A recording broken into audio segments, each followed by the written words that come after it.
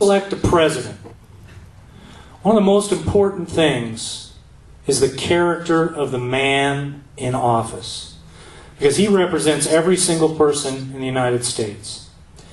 And so character, I think, is the key component to this election. And first I'm going to talk about our opponent and his lack of character.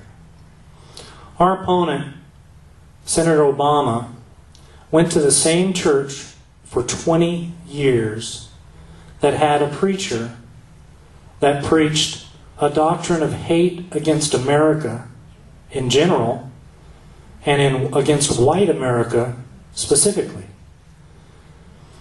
And Senator Obama went to that church for 20 years. Now I'm going to give him the benefit of the doubt. I'm going to say he says he's a patriot. I know. He says he's a patriot, and he says he loves America. So I'm going to say that he doesn't believe what Reverend Wright was teaching, the doctrine. And if he didn't, then that's where the character comes in.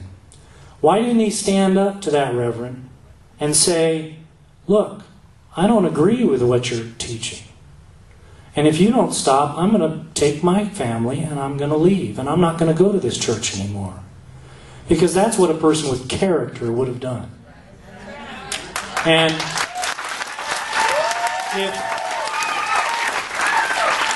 if he had character, then that would have happened. And you know what he did?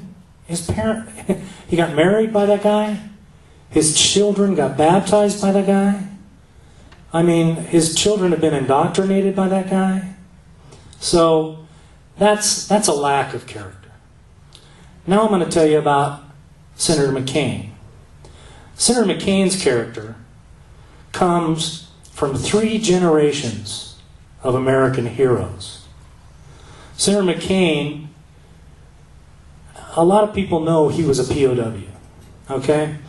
But what they don't know, a lot of people don't know, is that when he was a POW in the Hanoi Hilton, his father was a 4-star admiral and was the supreme commander of all forces in Southeast Asia. So he was the commander of all the forces in Vietnam.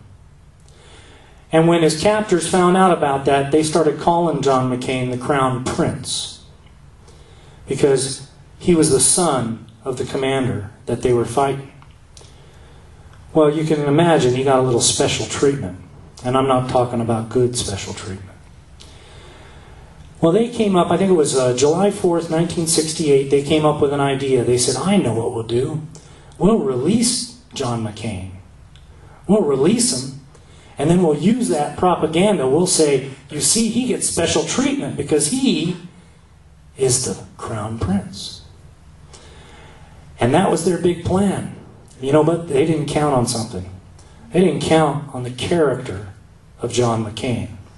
Because when they came to John McCain and said, hey, you want to go home? John McCain said, well, you know, the Geneva Convention says that prisoners leave on a first in, first out. And there's a bunch of prisoners here who deserve to go home before I do. So no, I don't want to go home. And you know what that caused?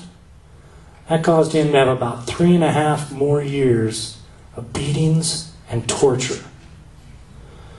And his injuries that he got that day still haunt him today. He can barely raise his hands above his head. But I'll tell you something.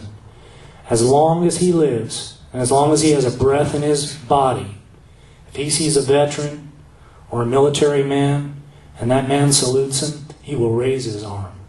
He will raise his arm and he will salute that guy back, because he knows more than anybody here what character is and what honor is and what it means to serve your country.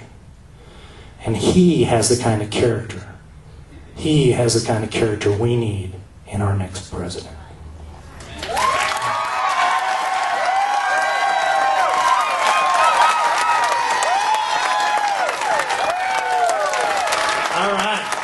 Everybody, come on up. Let's get some t-shirts. Let's sign up for some volunteer work.